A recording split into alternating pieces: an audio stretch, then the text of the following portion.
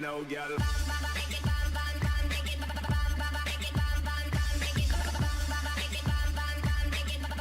Hello, and one of the first concepts we're introduced to within the game of City Skylines is that of wind power.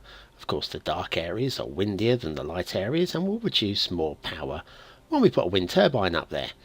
Well, we'll just first of all just triple check to make sure that that is actually the case. First of all, we'll find the power, which is down here, and pick a turbine there. And we'll plot one down where it's kind of light wind.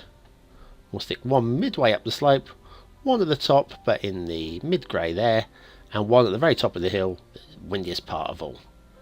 Okay, and what we'll do is we'll let them get up to speed. The three on the right are going okay. Come on, Mr. Windy Area, you can do it. There you are. So let's have a look and see what we're generating. So first of all there, we've got a wind speed of 3 generating 2 megawatts.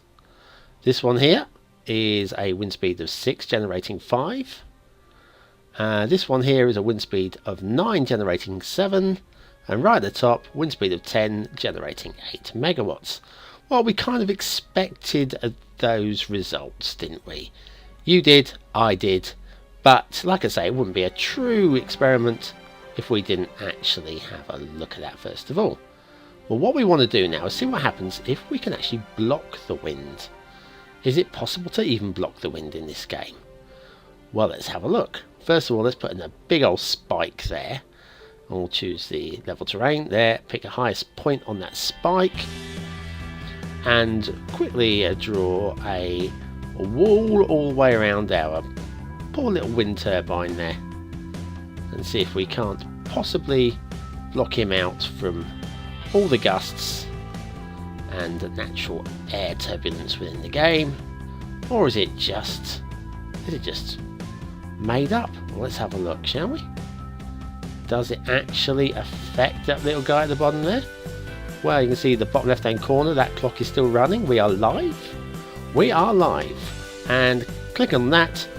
0 wind speed, 0 megawatts. Now that is pretty conclusive to me, but we'll do one final idiot check. Where are we? Now that one there.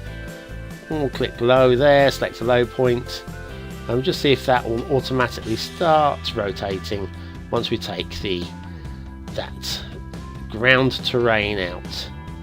There we are. Take all of that away, and it's just starting to move now. We've still got this spike over here. Should we get rid of that? Why not? Okay. Now what we'll do is we'll just check to see.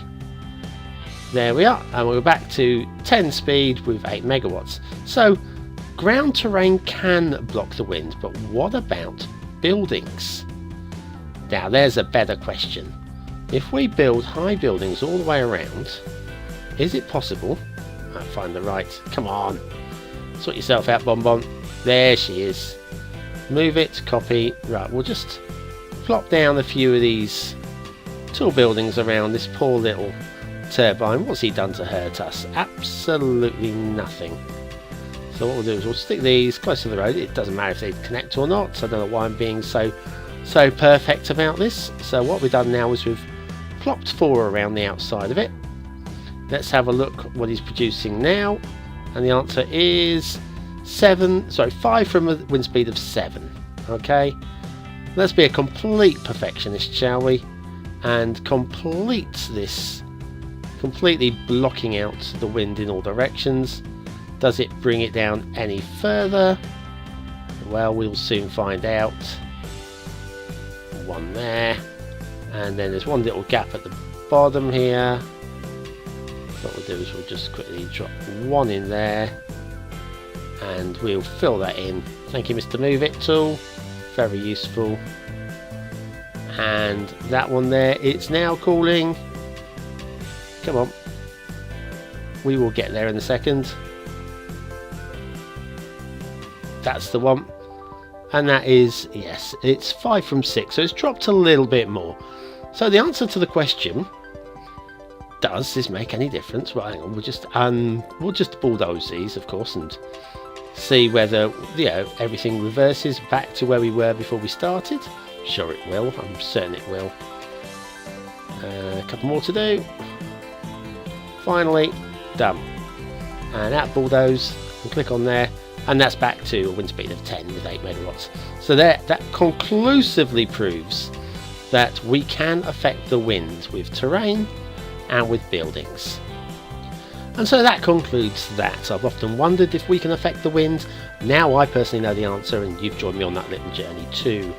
Next time around the What If, we'll be going back to episode 1 where we questioned what if no traffic, and we're going to pop in a few roundabouts into that city with the no junctions. So we'll see whether or not that can help city growth, or whether it makes any difference at all. Well, thanks for watching, commenting, liking and subscribing. Join me again for another full week of What Map as of tomorrow.